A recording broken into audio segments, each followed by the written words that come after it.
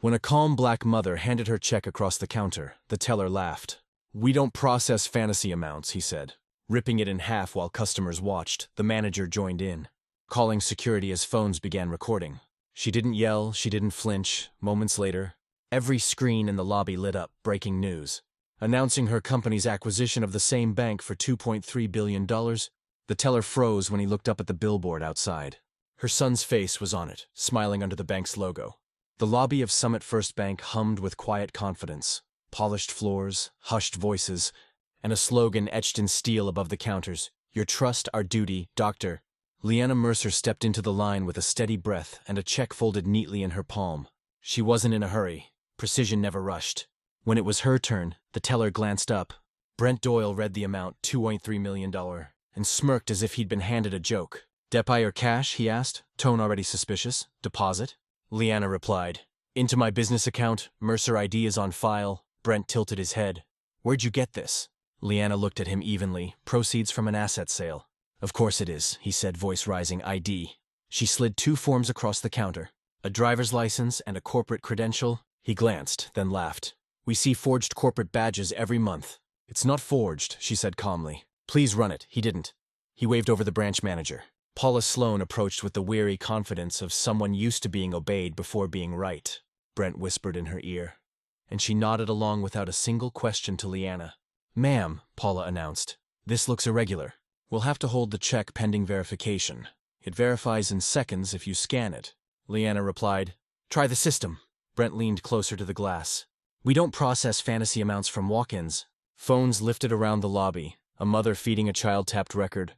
A retiree frowned and lingered near a pillar.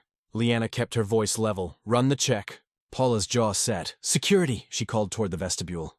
"We've got a non-compliant customer." Officer Reed Santos stepped in, hand near his radio, posture mechanical. "Let's not escalate," Leanna said. "Verify the account."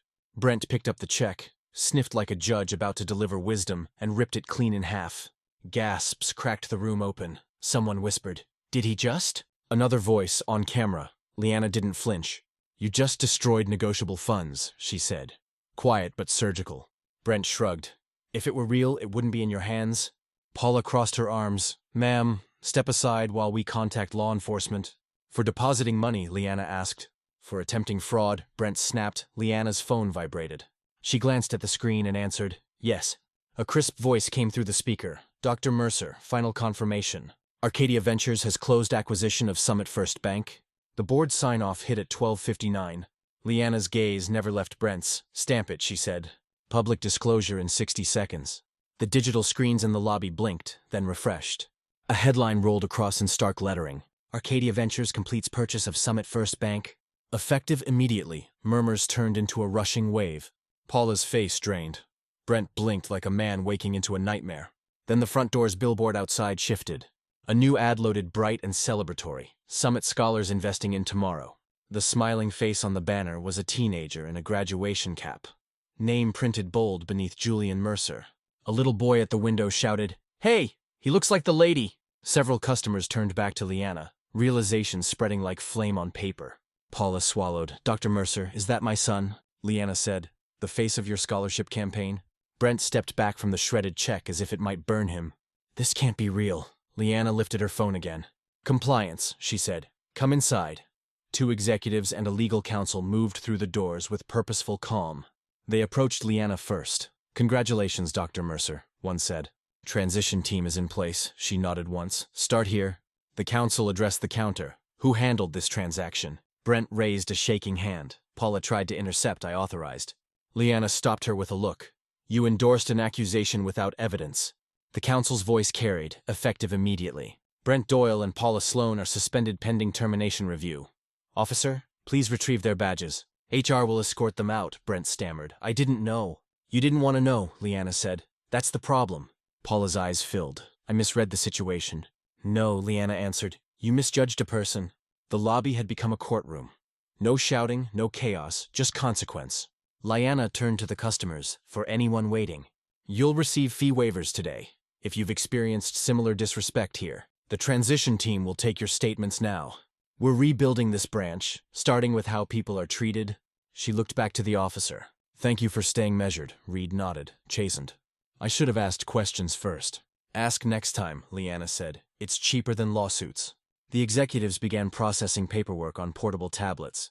The mother who'd been recording stepped forward.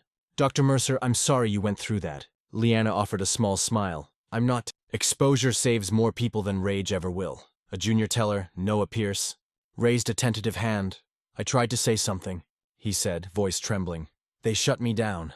Leanna turned to the team. Promote him to assistant operations for this branch. We reward the people who stand between arrogance and harm. Outside, the billboard cycled again. Julian's image faded into a message from the new ownership. Respect is policy. By sunset, headlines blazed across every screen. Teller tears up Black Mother's check. She owned the bank. Leanna stood beneath the same steel slogan. Your trust, our duty, she smiled. Now it finally means something. Her phone buzzed. Julian's message. Proud of you, Mom, she replied. Proud of you more. Stepping into the fading light, she whispered. They tore paper, not power. Because she didn't raise her voice, she raised the standard.